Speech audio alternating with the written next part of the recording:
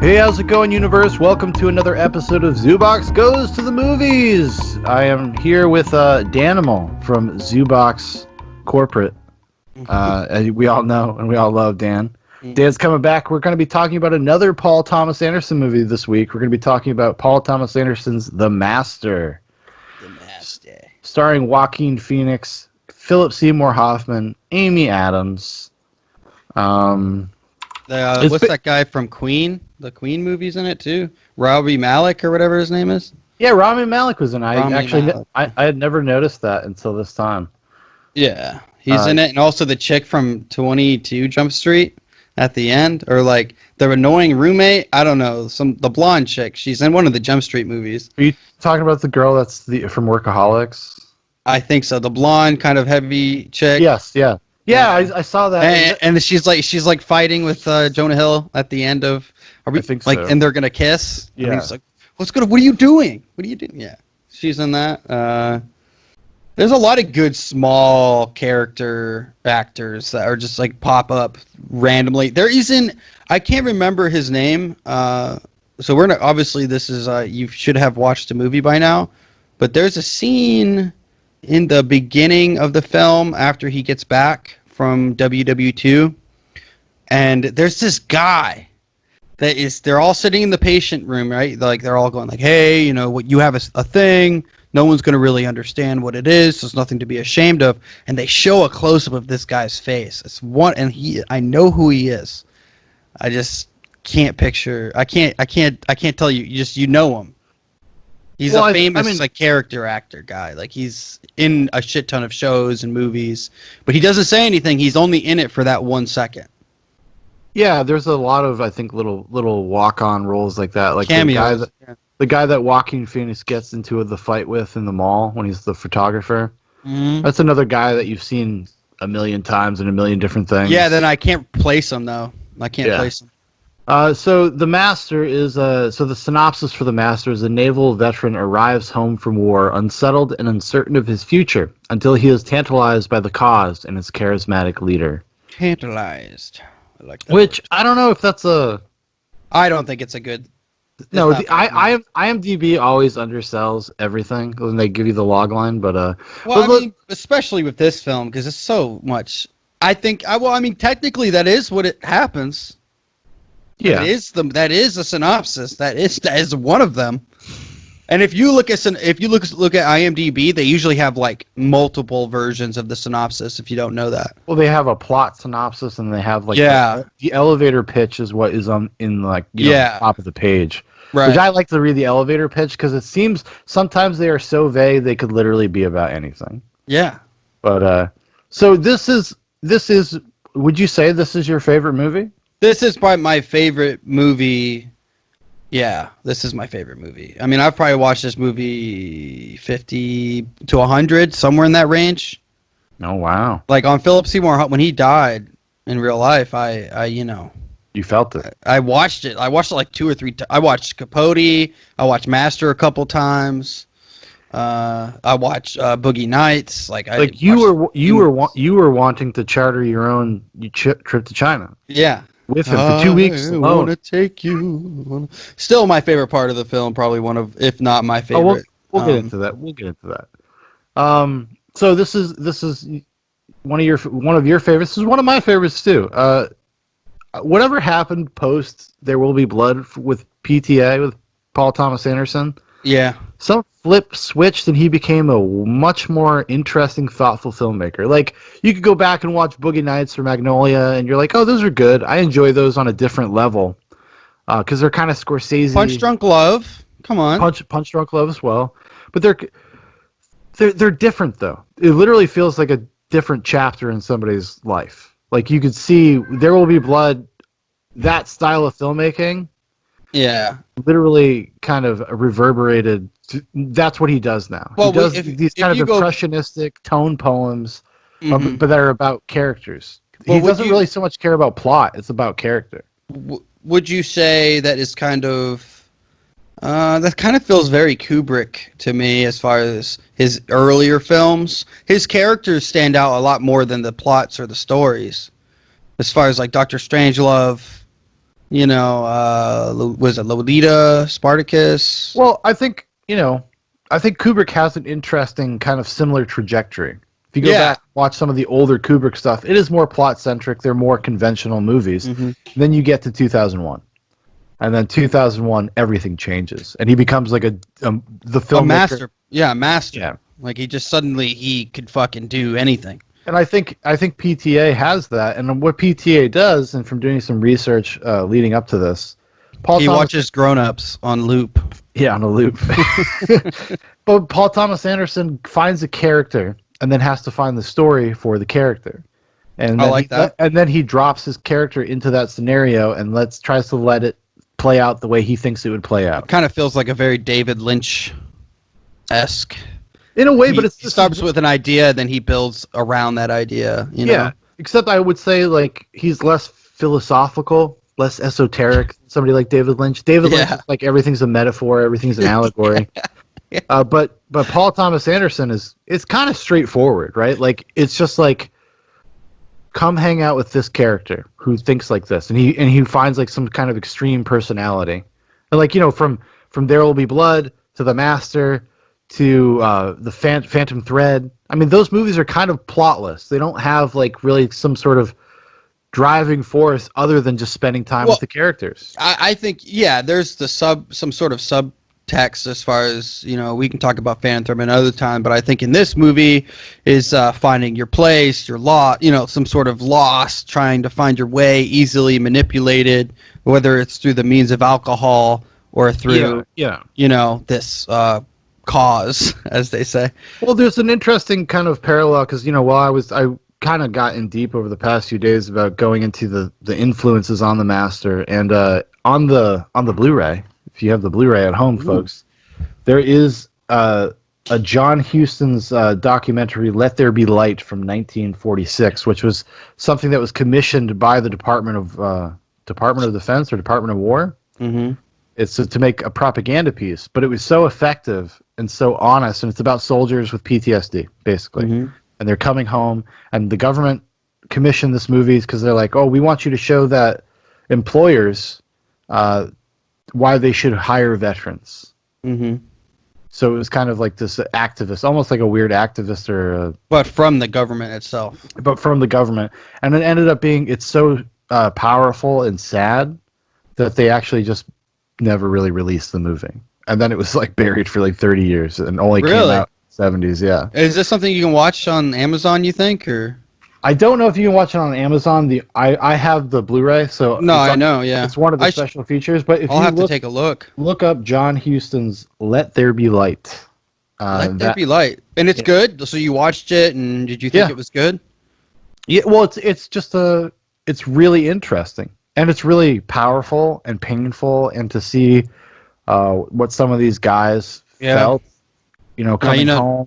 Now you know what I feel. You know what I feel. In a weird way. In a weird way, Dan. It gives you kind of insight into your stuff, because that's the thing about this movie. It is about a soldier with intense PTSD, not just from the war, but from his life and the abuses and the traumas that he's felt in his existence. And is this a production, or is this a documentary? Excuse me. Yeah, documentary style. Let There Be Light? Yeah. It's a documentary. Oh, it is. So it's about an actual soldier. It's actual soldiers. They basically spend time at a VA hospital and talked, and they're in on like the interviews and whatnot between soldiers and their therapists. Yeah. And what life is like when you come back, and it's very much we live in a different world, man. I would really recommend people go check that out just on its own, because it's really interesting. But it's so people are so mannered, people are so like respectful, the way they talk, and like kind of this really precious kind of old-fashioned way that I was like, I wish people still talked like that. Because you're racist. Oh, actually, the person I'm thinking of was the black man, and he's like, there you go. Yeah, because he's just like, wait, they actually showed him on screen like a black soldier? Yeah, it was 1946, Dan. It's not like.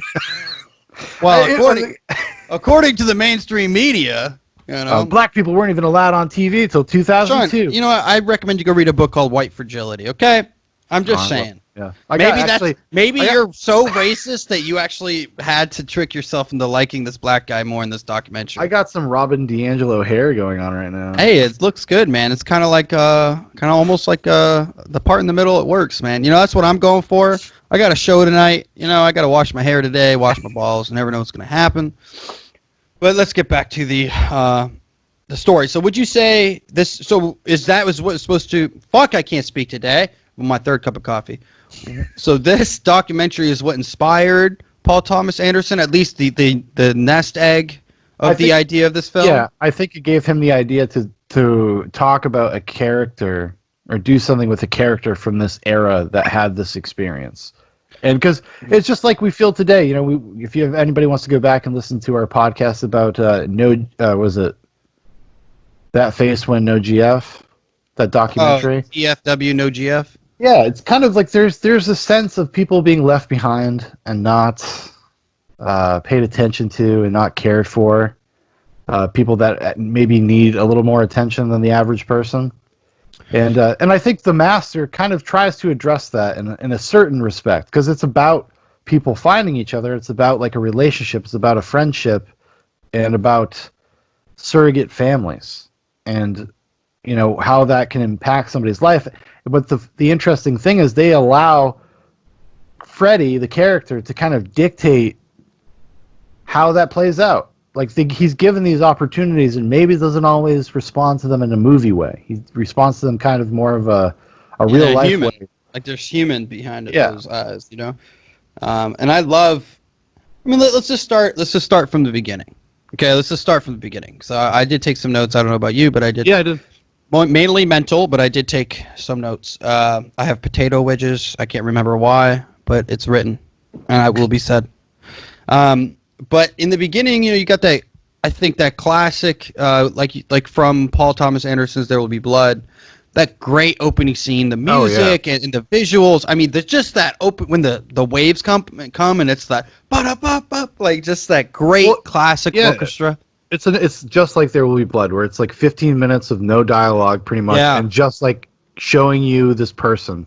Yeah. And that great Johnny Greenwood score and the fantastic cinematography. Yep. Like it's crazy. Like it's so good. I think it shows like a really good thing. Cause this as a veteran is just when you realize that these guys are bored a lot, you know, like there's even in like this small, like, I was in a battleship with 13 stars and whatever. And you're sitting there and you're going like, like they're bored a lot. There's not a lot to do except for those quick moments of excitement and adrenaline. And then they get, obviously when they get put on that little island where they got all the beer and they're making the sand women or whatever. And Freddy's finger banging the shit out of her and standing off in the distance, just masturbating into the ocean. Great scene. But it's really about that depravity, like that, or depravity, or whatever the word is, being depraved, and like it's more of a joke. Well, it's about some serious fucked up masculine shit going on, wrestling, drinking. Yeah, because it's the same effect as if you watched the nature documentary and you're watching monkeys on a beach. Or Mean Girls, that scene in the mall. Yeah, it's the same thing. Exactly the same thing. Yeah. No, but it has this air of like a nature documentary where you're watching, like, because you would see monkeys on a beach and some of them would be fighting, some of them would be shitting, some of them would be jerking off. Yeah. You know, like I think it's purposely like that because it's trying to tap you into this idea that Freddy is purely a primal character. Like he is all about primal instinct, and that's what guides him. That's why he gets into so much trouble. That's why he lashes out. That's why he's erratic. Mm-hmm. It's all this from the gut kind of stuff, and whenever he feels uncomfortable, he just lashes out violently, you know? Yeah. And then he tries to sedate himself by drinking too much. And yeah, when he's drinking that, when he empties that shit from the bomb, like in that tin can, like I want to know what the fuck he did. What is that? He grabbed a melon and some bread. No, you know what I mean, though? You're like, what the fuck did he get out of that thing? And I've always found that interesting because I wonder if that's something actually they would do. Like, it must come from some historical context. That wasn't just placed in the movie. You know what I mean? No, like, that has to have some historical context. Or drinking poison. Yeah, I mean, but like, then he's all fucked up and shit, and he's laying up there, they're throwing bananas at him. And another funny thing. Which is another allusion to this idea of them being animals and Freddy being an animal.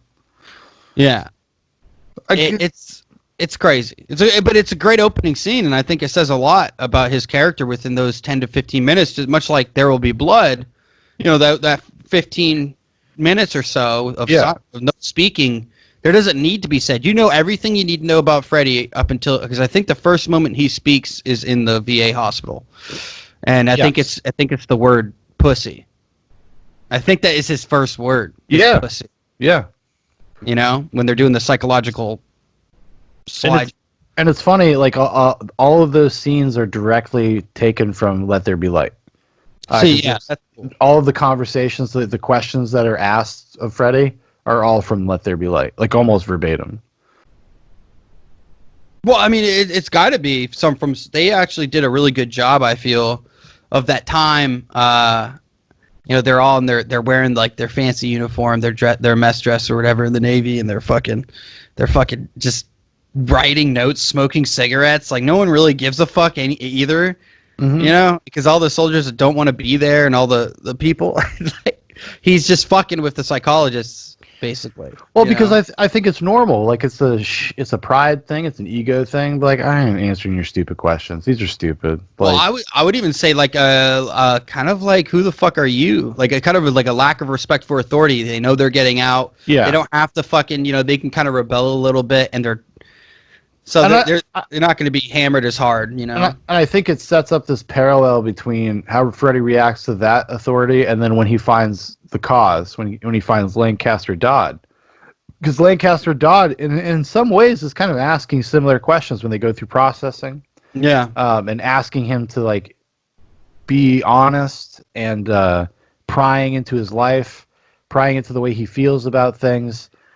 So there is kind of this weird parallel where he's like he didn't belong in the military, but maybe he could belong as in the cause, or maybe you know what I'm saying? Am I making sense? Yeah. Yes. Well, I think that I personally, and you see it a lot throughout the film, is the confliction within Freddy, because he even kind of knows this bullshit, because he himself is a manipulator, and he can sense it. He can sense it sometimes, or a lot of the time, and obviously that's why Master Dodd, is that his name? Dodd, right? It's Dodd. I think it's Lancaster Dodd. Lancaster Dodd. They have these moments of kind of a mental battle going on, and who can last longer. And it's obviously mental conditioning. What you're seeing is breaking down someone psychologically to get them to bid your will. But he never really gives in, because throughout, I mean, he does at moments, but not for an extended period of time. He's almost immune to brainwashing, like Freddy. Freddy cannot be really brainwashed, but he wants to be. He wants so desperately to be. Some of that, I think, is because he's made this connection with Lancaster Dodd, where he knows if he doesn't kind of play along with this, then he won't have that relationship anymore. Well, you would lose the family. You would lose the home, the tribe. You would lose everything that you've co-opted. You kind of moved in. You really weren't supposed to be a part of it. And this movie is really about the duality, of most decisions you can make in life. He could have stayed. There's this running theme where Freddy, aka Harvey Weinstein, is attracted to this 15, 16-year-old chick, or Crystalia, whatever, and well, I mean, you sit there, obviously from the context of the time, that was completely acceptable behavior for a guy damn near 30, probably, to court a younger woman. Yeah, a real young girl, yeah. Yeah, it was more of an acceptable behavior back then, It's pretty wild, but we have evolved, people. We no longer can do those things. Yeah, because Freddy wants to. He kind of looks at it in his life. This is part of his life where he's like, "I'll get back to that. I'll go back, and when I'm ready, I'll go back out, and then I'll be happy, and I'll have this thing." So this, but he knows, because Freddy is ultimately, at the end of the day, Freddy is incredibly self-destructive. Well, and I mean, but that is that true? He sets himself up to fail, and he does it on purpose, and he knows that he's doing it. Well, I mean, you look at him through the psychological lens of the trauma, the trauma that because there is alluding to the fact you can't ever really trust Freddy. In the first processing session, which is basically a psychological appointment with Lancaster, between Freddy and Lancaster, and there's alluding to some sort of sexual abuse as a child. So like, is this something that is like, was it something that he was taught and he evolved and it come, you know what I mean? Because obviously as a child, we don't know how old he was. I don't believe they went over that. But and then he doesn't even believe him. Dodd doesn't. Lancaster doesn't believe him at all, and he makes him do it again to make sure he's getting the same answer. So I think this says a lot about the psychological trauma of growing up in broken homes, and then you make irrational decisions, impulsive decisions, even though you can tell yourself no. It's like I have friends in my life that for some reason can't seem to just get over their impulses.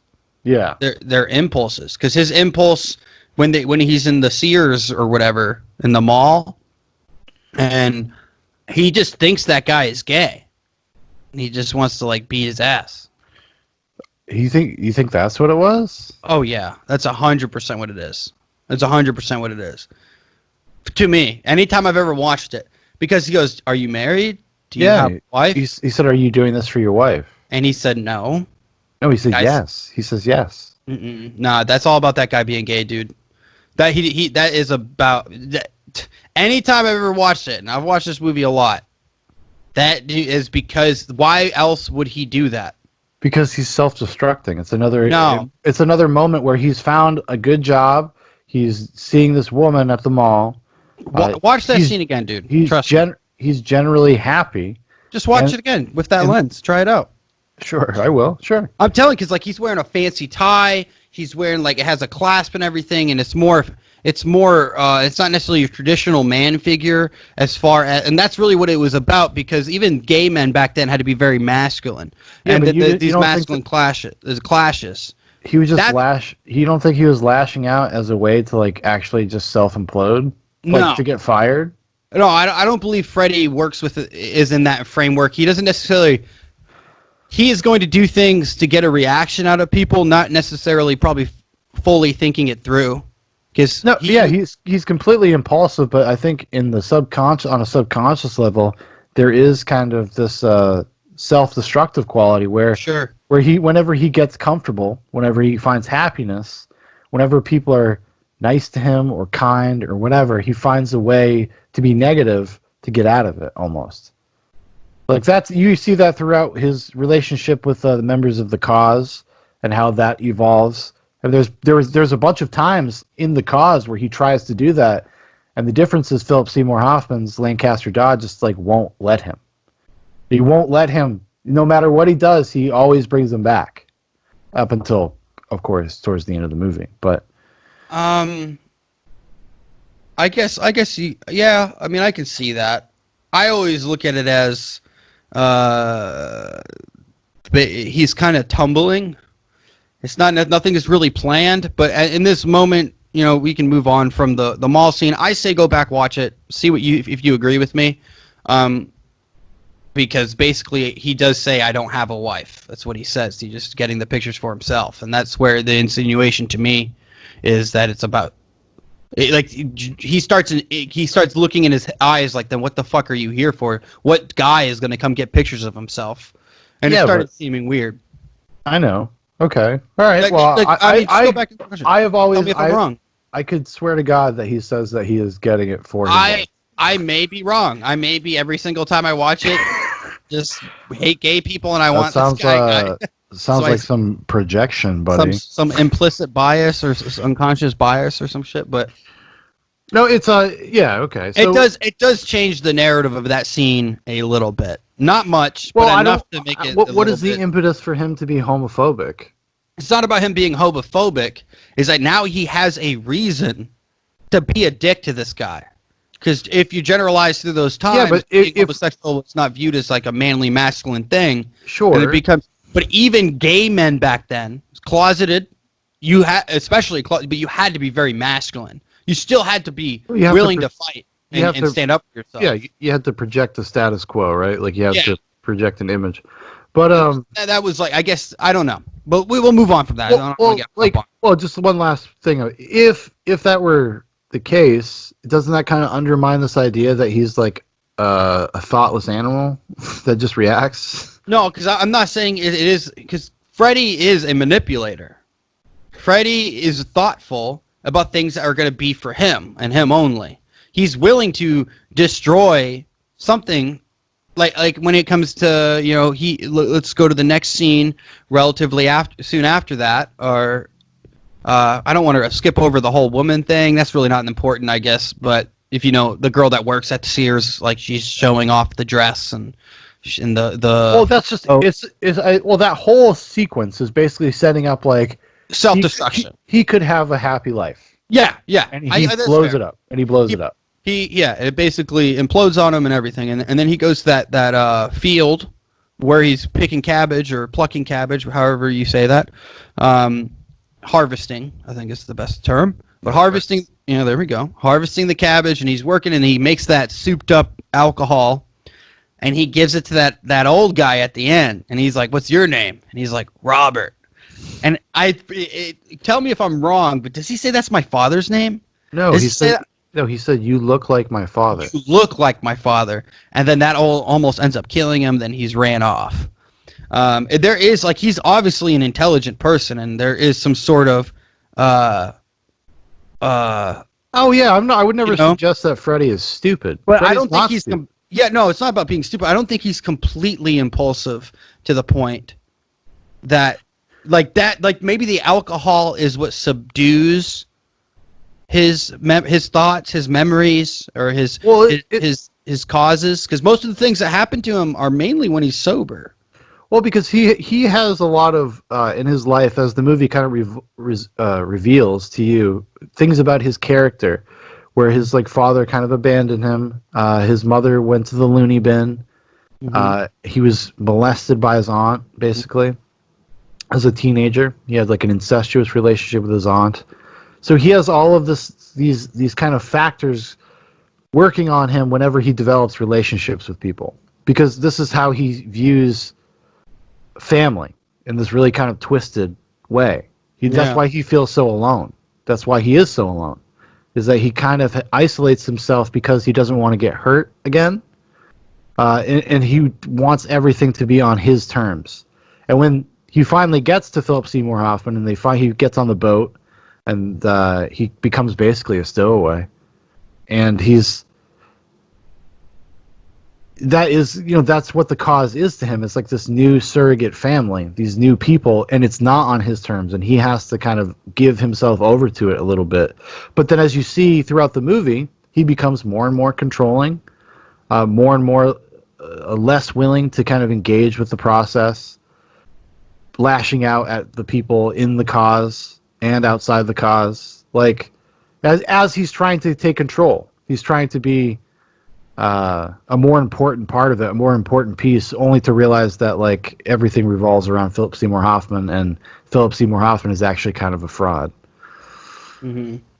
I always kind of took it as him trying to find his independence and to be free of. Obviously that's what I would say the big metaphor in the desert in Utah. I imagine that's Utah because it's salt flats. And they're sprinting across on the motorcycle, and he doesn't come back. He just needed a horse. He just needed a reason to be able to actually. And that's the thing. The whole. You saw that repetitively throughout the film, him becoming more and more distant from it in certain ways, and I think there is a sense of like you said, he wanted so badly to be a part of the family. He does stop drinking for a period of time. He does, there's just a lot going on honestly, but he's searching for something. I mean, there's something. What is the overall goal or would you say arc of his character? What is the overall? I think he actually ends up in the same place he starts in the movie. I think it is basically, in a broad sense, it's just about making human connections and how that is important to do. And when you meet somebody special that you connect with on this deeper level, that even if it doesn't change your life, in a direct way, it's still worth the time. It's still worth the experience, because Freddy basically, it literally ends the same place, and then they even have this kind of full circle thing where it ends with him, another shot of him laying on the beach next to his sand woman, and going back to sleep. Like he's still there. He's still on that beach. He's still just an animal. And in a weird way, that's like a happy ending for Freddy. Well, I think, and that's the thing, was Freddy supposed to be, subdued by some sort of religious or cultish ideology that is obviously built upon some sort of falsehood. Like, there is obviously, it's not a reality. But that's the thing, man. Like, because this is obviously, if anyone knows anything about the loose beginnings of Scientology, there has been. I don't believe Paul Thomas Anderson's ever said anything directly about this, but he will not admit to it. Yeah, but it's very obvious. It's very fucking obvious. I mean, like, it's blatantly supposed to describe the rise of Scientology in the Western culture, and I think it does a fantastic job showing the. Philip Seymour Hoffman, for one, does a phenomenal job in this movie. I personally think he's even better in this than he is in Capote. Like, I think this is his best work. I think it's probably my favorite Philip Seymour Hoffman. Capote's a close second, though. Like, Capote is good. Yes. Yeah. I have a 78% recall on reading or whatever. Oh, that's very interesting. Yeah, very interesting. I love that movie. It's yes, great. So do I. I like is that a David Fincher? No. No? The guy who directed that, I think, directed this other movie called In the Bedroom. Something Todd. I can't remember right now. Lancaster Todd? Scientologist? No, but I think it's great. One of my favorite scenes is the first time you see Lancaster Dodd actually challenged and confronted with an opposing force. And it's when, I think it's the first house party they go to. They're in Chicago or New York, maybe. They're in a coastal city because they took a boat. Yeah, so it's a coastal city, and they get there. And the guy, what does he say? He's just something about time travel because the idea is basically the idea of the cause. I guess we should establish is that it's about dealing with trauma, past traumas, and they extend that to your past lives, and you just forgot. You don't remember, but you've been literally around for billions of years, and you have all of these different lives and memories inside of you. And you need to address those things to get back to the perfect humanity, he calls it. So it's basically dealing with past trauma from past lives, and yes, yeah. And what is it? What does it say? Can you recall? Can you recall? Yeah, and then that becomes a point of contention. Yeah, because what is that? Laura Dench, right? Is that her name? Laura Dern. Dern. Also a David Lynch connoisseur. She's in his movies, Blue Velvet. But there's. That's a great scene, honestly. But anyway, I love that point. I love because you see him lose it, and everybody looks at him like, "Oh shit, we've never seen his human side before. He's always been this monolith, this figure of being perfect, almost, right?" Yeah. And because he got the best line in the fucking movie. Why are you here, pig fuck? I'm like, yes. Like, I don't know, the way he says pig fuck in that moment is probably one of the best. Like, it makes my heart ooh. Like, could you imagine being called a pig fuck like that, dude? Like, pig I feel like that would be a very in a weird way, like, me reaction. That's how I react to people. Like, when we get in fights, it's like a calm sentence. Fuck you, like right at the very end of it. Yeah. But yeah, that's a great scene, and it's the first time you see kind of the kink in the armor, or the chink in the armor. You see the logical fallacies. Well, you see, should be easy to pull apart, but he's surrounded by yes people, right? Yeah. Nobody questions him. Everybody says he's some sort of prophet, and Amy Adams is completely in on it. Oh, Amy Adams is the secret MVP of this movie. Like, it's easy. It's good, dude. It's easy to just focus on Joaquin Phoenix and Philip Seymour Hoffman, but Amy Adams gives a really subtle and really fantastic performance, And it's like, the title, The Master, is kind of like this. It's kind of coy because there's all these layers of the movie of control. Like, who is actually in control? Who's really the master, her. right? Behind every powerful man is a great woman or something. They all are in like a circular way the master of each other, and they don't even know it because of the cause and effect of each other's actions, right? And but she's so good. She's so good. That's when she's giving him the hand job after the fucking after he gets everyone naked, like when they're playing the piano shit. Oh, that's in Freddy's mind. No, they're not really naked, Dan. No, they're naked. No, they are, dude. They absolutely are. Yeah, they're not really naked though. No, they really are because they go. Dude, how can you explain the very next scene? She's jerking him off, saying, "You got to stop this shit. You can't do this shit because it doesn't work for the other guys that have done it." Yeah, I understand that, but Dan, it happens like he is singing in the room, and then the next shot, everybody's naked while he's still singing the same song in the same sequence. Because Freddy blacks out. Freddy blacks out from being drunk. I promise.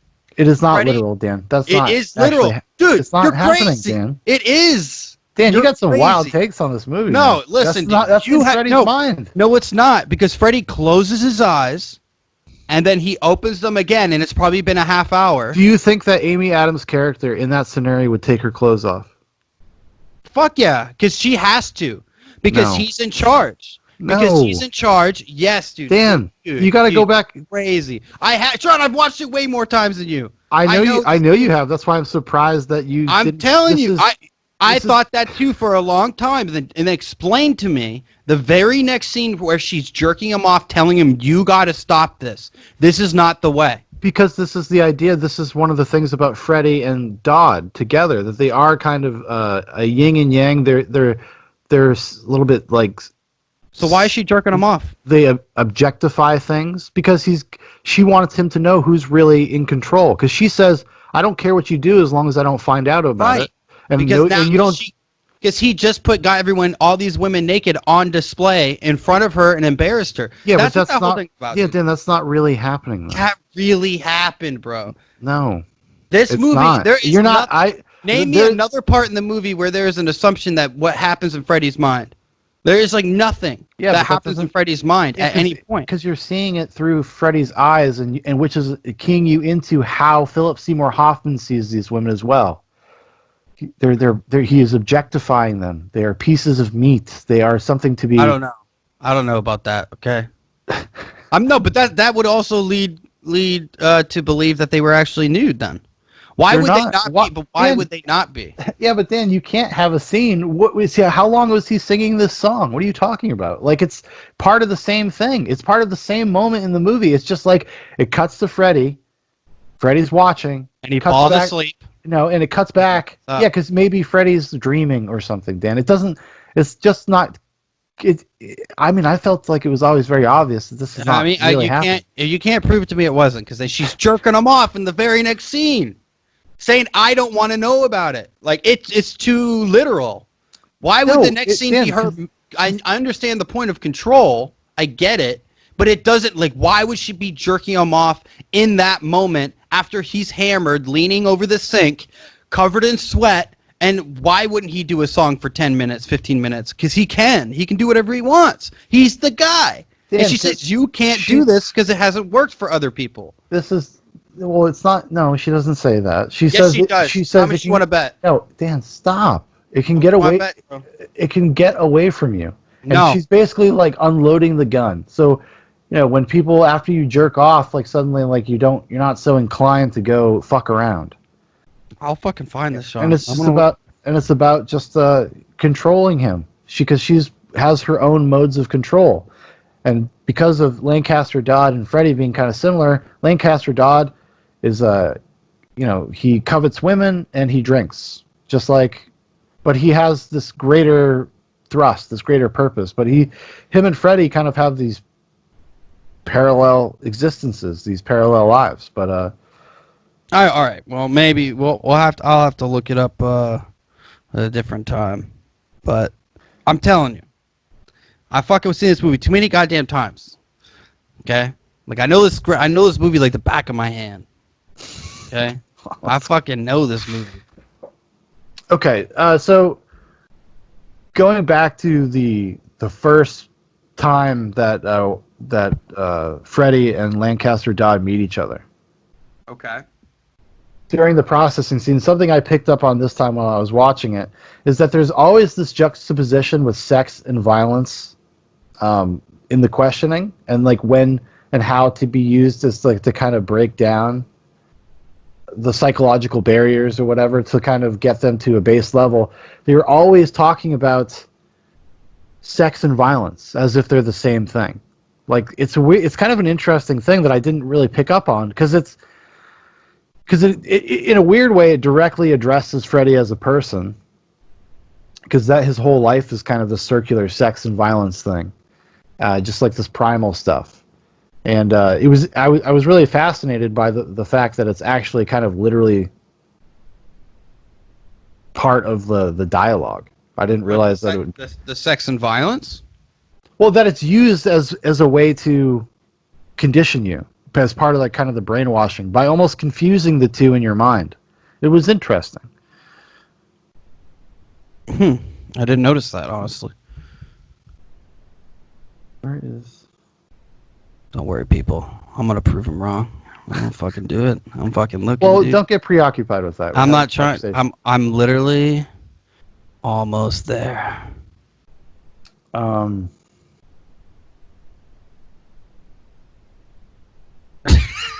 right. I'll stop. We'll come back to that later. Yeah, and like just I don't know. So it's kind of starts off that first scene together, that first time they process, kind of sets the tone for their relationship and who they are as people. Mm-hmm. Because there's this, like I was saying, like there's neither of them kind of like to be challenged. Neither of them like, they don't like to be questioned. And they both kind of react in a very similar way. These kind of immature. Yeah. If I could fart, if I had a fart, I'd fart in your face.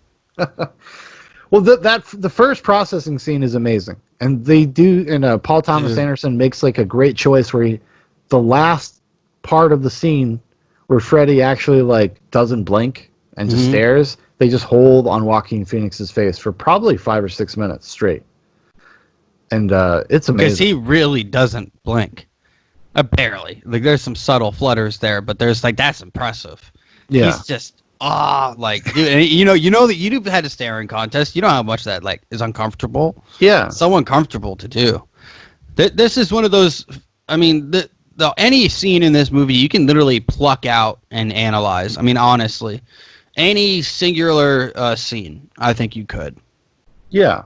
I mean, there's so much going on. From a psychological analysis, from cinematography, or just cinema analysis, there's so much spectacular storytelling, and like there's the scene where they first get to that house after they get off the boat, and Freddy's in the house just looking to steal shit, you know? Like Freddy's it's great. You see Philip Seymour Hoffman, Lancaster Dodd, just looking for him. Yeah. Like, yeah, he's like, where is Freddy? Where's Freddy? Because he kind of knows. He knows that he's a dirtbag. Yeah. But for some reason, he can't get rid of, or he doesn't want him to go. He sees something in Freddy. I wonder what it is that he sees. He sees himself. He sees this person that is almost like what he sometimes would like to be. And I think that he doesn't, Freddy is unencumbered by responsibility. He's not the leader. He doesn't have a wife. He doesn't have all of these things. And there is a sense of jealousy in a certain way. The one of my favorite scenes is so Freddy basically becomes stowed away cargo, becomes a stowaway or whatever on this ship, and you end up finding out that obviously he got a little rowdy, and whatever. So, and that's when the processing scenes happen and such. But they decide, he's like, "Hey, it's my daughter's wedding, so come." Mm-hmm. And Philip Seymour Hoffman gives this awesome speech about slaying a dragon. I put it on Instagram. Yeah. Dude, it's so good, man. It's such a great speech. There's a great dragon. Yeah. Mm-hmm. Mm-hmm. Yeah. He's like, and I grab my lasso and I ring it around his neck and I pull. I said, "Heel dragon" or He's just whatever. saying, he's literally saying nothing, and but Yeah. it does it very But we fought the charismatically. day, and the day won, and you know we fought the day and we won or whatever. Such a great scene of control. I mean, he really owns the room. He really has a good presence, and you can see that he's a natural orator. Another good representation of the character. Um, it really sets up the scene for us like how much power does this, because very quickly, in a very quick way, you actually learn a lot about that character, you know. And I even think the framing of the scene of how he looks like Christ at the head of the table or something to that effect, and he's up there with his arms spread and some sort of celestial figure. Well, it's interesting because he's basically like seducing Freddy, but also seducing the audience, because you're getting pulled into his charismatic nature and like, you know, what he's all about. And it's interesting. It's just really well put together because it puts you in the frame of mind of Freddy to be watching this happening. And this is one of these, in like the things about how Freddy gets involved in the cause, I think, is because right away they accept him. Right away he's in the family. Right away he's eating at their table. He's this guy's learning. He's got this guy's daughter's wedding right away. There is no pretense. And that fucking bitch trying to get a fucking squeeze of the good old Freddy sausage, and then she complains. Then she complains after trying to seduce him. Ridiculous, man, ridiculous. Let Freddy be free. Let Freddy be free. But this is such a good. I mean, I just don't see how someone can hate this movie. I have shown this movie to people who don't really watch film or whatever, but they always end up being like, "Dude, that was a good movie." I think there's something that, because it is plotless basically and it's aimless, that some people might not be able to find like a hook into it because it's just a character movie. It's literally just a character movie, and kind of nothing is really learned. I think a lot is learned. Okay. I think you get insight to these types of people, but there is no arc. There's no trackable character arc where you're like, he starts here and he ends here. No, he does. It's just the arc becomes he goes through a whole arc. And then it turns into a circle. That he's back. No, yeah, well, that's what I mean. Like but he does go. There is some sort of arc though that is very, because he does, like you said, he tries to get better. He tries to be a part of the family and the cause. Yeah. But he never really finds his true place because he becomes an enforcer for some a small period of time for some reason, and then he does that himself too, to gain favor, which is a reference to just the way Scientology operates with its critics. We have a gift for you. Yeah, a gift. It's 3 a.m. But I will always open my door for a gift. Yeah. Is there some kind of cupcake or confection? Yeah. And we got to also praise Joaquin Phoenix body transformation. Like, how does he do this? It must be so bad for him, man. Like he is constantly just yo-yoing in weight. Well, he actually literally just walks the same way he does in Joker. Like it's the same physical performance. No, there's something I'm being facetious, but the way he puts his hands on his hips and he's like hunches and he's always just, you know what I mean? Do you ever watch the way, because he puts his hands backward on his hips and he has like this bird perch looking view in his shoulders, and he's just got his head down. He's just walking. It's such a great look for that character, and he looks like some sort of, it's like a bird. Like he just can't fly away, man. Just can't get his feathers, you know? He's been plucked. It's so good. It's so good. I love everything that Paul Thomas Anderson. I saw him give a great little dialogue about kind of like how Joaquin Phoenix was losing all this weight, and it really started hurting his back. Like for some reason he was having back problems or hip problems, or he's had certain problems with his physique, and that's just like naturally what happened.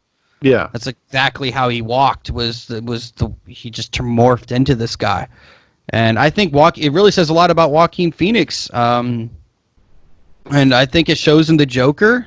But I do think this is a better performance. Well, he just commits to it, and he has a physicality to his performance that is he fully envelops this kind of person. He creates a different person other than himself, right? Like, Seriously, dude. Every time I watch Lincoln, I get mad because I'm like, you fucked up, Daniel Day-Lewis. You fucked up, man. He had a great track record. Great track record. Lincoln sucks. Lincoln fucking sucks, dude. Yeah, but he's not bad in Lincoln. It's just the movie is kind of boring. Great. He's not great. He's not great, honestly. Oh, stop. He's not. It's a big disappointment for me, dude. And he won the Academy Award. Fucking. That was like one of those. That's like when Scorsese won for The Departed. You're like, for The Departed? That's a great film, though. No, I like The Departed, but I'm like, that's not the one. He should have won for like Goodfellas. Yeah, but they were racist back then. So. Against the Italian Americans, I know. Yeah, see? White supremacy. White supremacy. Dude, like Taxi Driver did not win an Academy Award. But he was a nobody. What? He was a nobody. He was not a nobody, Dan. It was nominated. What are you talking about? Yeah, but he was still a nobody. He wasn't Scorsese of today's recognition. No, he wasn't. But don't you think that plays a role though? And how why has Paul Thomas Anderson not won an Academy Award for Best Director? Because he doesn't play the game. He doesn't lobby for himself. I don't think he really cares. You have to lobby for that stuff. This is the thing. There's an Academy. So maybe Martin Scorsese didn't lobby for himself back then. Maybe he was a purist. Now he's a corrupt, old, rich man making sausages in his fucking house. Making sausages, making Netflix give him hundreds of millions of dollars to make him young again. Yeah. Like, hey, I got my friend Bobby. He wants to be a young man. So there's a lot of money and influence when it comes to being selected by the Academy for certain awards and such. Yes, they actually literally give people like gift bags and like weird, just all sorts of weird shit. Like you actually have to whoever is generally I think the producers. I thought the Academy was a selection of actors and it is critics and it's like 1,000 people though. It's a lot of people. But they vote on. I guess. Right. I mean, that's what I would assume. But Paul Thomas Anderson just has never. I don't like. You see some of the movies he's made, whether it was like There Will Be Blood or Phantom Thread. But I think what it is though is literally because his movies are plotless, kind of, and if you don't just find it fascinating to spend time with these types of characters, these types of people can't like find their way into them. So that's a reason not to select a great film? No, why people don't recognize them? Because that's crazy. Because at the end of the day, like if a movie could be technically flawless and still be boring or not, you can't really get into it. I don't find Paul Thomas Anderson's movies like that. I don't, but I can see people feeling that way. I can. Listen, The Revenant won a fucking movie. Okay, and they lobbied hard. I mean, that's Paul Thomas Anderson's not out doing fucking 1,000 interviews when his movies come. No, I know, but how hard it was to make it. That shouldn't be like that, Shaun. You know that. Okay, this is bullshit. PTA is the best director in Hollywood working today. He beats Scorsese. He's fucking beats them all. I think him and David Fincher, they're my favorites right now. I think David Fincher is excellent. Quentin Tarantino's still pumping out some good ones, so every few years. I mean, nobody's better than Finch. And David Fincher, he made that trash Benjamin Button, so let's not fucking. Everybody's got one. I mean, name one Paul Thomas Anderson movie that's fucking trash. Oh, that's trash? I don't think. Well, first of all, Benjamin Button's not like trash. It's 3 hours and 40 minutes. Okay, it's trash. No, it's not. It's like 2 hours and 40 minutes. You know what I mean? It's fucking longer than it should be. No, honestly, I can watch Benjamin Button, get a little enjoyment out of it. It's cute. It's funny. It's a love story. It's fine. It's fine. It's fine if you're a fag, but it's fun. Paul Thomas Anderson should win or have won at least screenplay, something. Like the language, the dialogue, the character, the world building, it's there. It's everything you need. He's been nominated a bunch of times. Well, it's because he goes deep into research, and the whole movie he creates like a world that feels real and tangible and lived in, and it's all informed by all of this kind of tertiary research he does. And it's incredibly effective for me, anyways. I mean, I just think it's a damn shame that we live in a world where PTA is not discussed more or revered more. Oh, I think he's pretty revered. I mean, I think if you're a film fan, most people like PTA. Dude, but let's see, like David Fincher to me is more or less the commercialized version of PTA. And what I mean is, he can pump shit out. Like, he just pumps shit out. He's always got something in the fucking, you know? He's always got, like, TV shows and movies. And they're all really good, high-quality stuff. Yeah, like but he does. Mindhunter. David Fincher does not make a lot of stuff though. Like he's pretty selective. Would you say? He's selective. He probably makes a movie every 2 years. No. Come on. The last movie he made, wasn't it like Gone Girl? Yeah, was like 2018, 2017? No, that's like 2014. 2015. No. Yeah. Well, David Fincher is just a fucking crackerjack, fucking bullshit ass, fucking get a prize. No, I don't think they're not. PTA is like the dictionary. You gotta fucking search for that shit. You gotta fucking be in that bitch. Yeah, the last movie he did was Gone Girl, and then he did a few episodes of Mindhunter, and now he's in post production on a movie right now for Netflix called Mank. So Mank?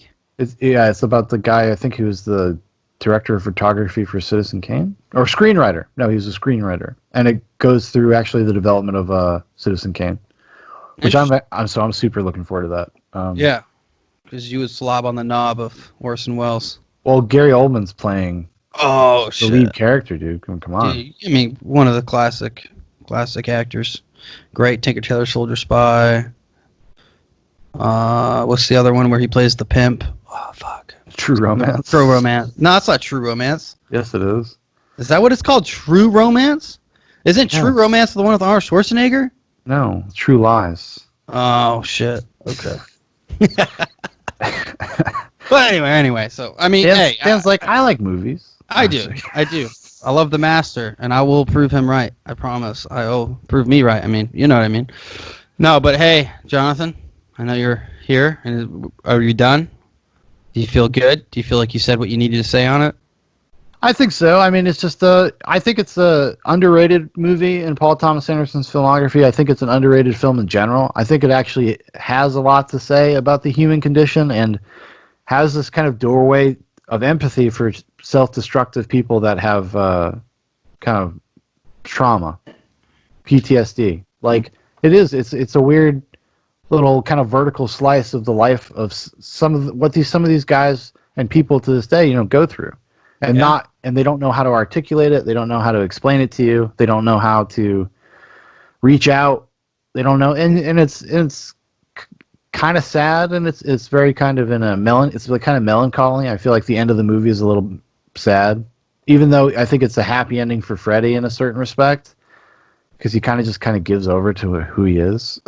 Which is just a dirtbag, but I don't know. Yeah. But yeah, I don't know. Do you have any final thoughts about? My final thoughts are this. Well, Jonathan, this is for you. Happy birthday, bud. Getting old, man. But I hope it's a good one. I hope you watch The Master, maybe, because we talked about this and you enjoy it. Because I know PTA is your favorite, and you're the one who started us on this journey. So, final closing thoughts on the movie. It's better than the Joker. Definitely better than the Joker. But no, it's a movie that I think I've always identified with a lot, and it's truly art, and it is art. It's not some like fluff bullshit piece where, I'm gonna feel good. Like if Freddy ends up the way he does, it's because that's just the way Freddy ends up, and it's just it. There doesn't have to be some conclusion, which I actually like, a true ending where he's running off into the sunset, or, it's a good. I like the way the movie ends personally, and I've been correct in everything I've said today. Whenever you listen to this, I am an expert on this film, so I hope everyone has a good day. That's all I can say. You've seen The Master so many times that it's become a completely abstract experience for you, and now you just see whatever you want to see. I mean, yeah. I mean, it's like when people that have watched The Shining too many times and they're like, see like secret codes in it. Maybe that's how you are with The Master. Well, yeah. I mean, I've created a whole entire ethos based on this film, Yeah. It's a great film, man. I recommend anyone to watch it. All right, everybody. Thanks for watching. Thanks for listening. If you'd like to know more about Zoobox, if you want to keep up to date with everything Zoobox, there's a bunch of links in the description for Facebook, for Instagram, for Twitter. Also, if you'd like to make a recommendation for the future, a future episode of Zoobox Goes to the Movies, or a future daily video where I just kind of stream of consciousness, just talk about movies I've been watching, drop it in the comments, and we'll put it on the list. All right, everybody. Thank you.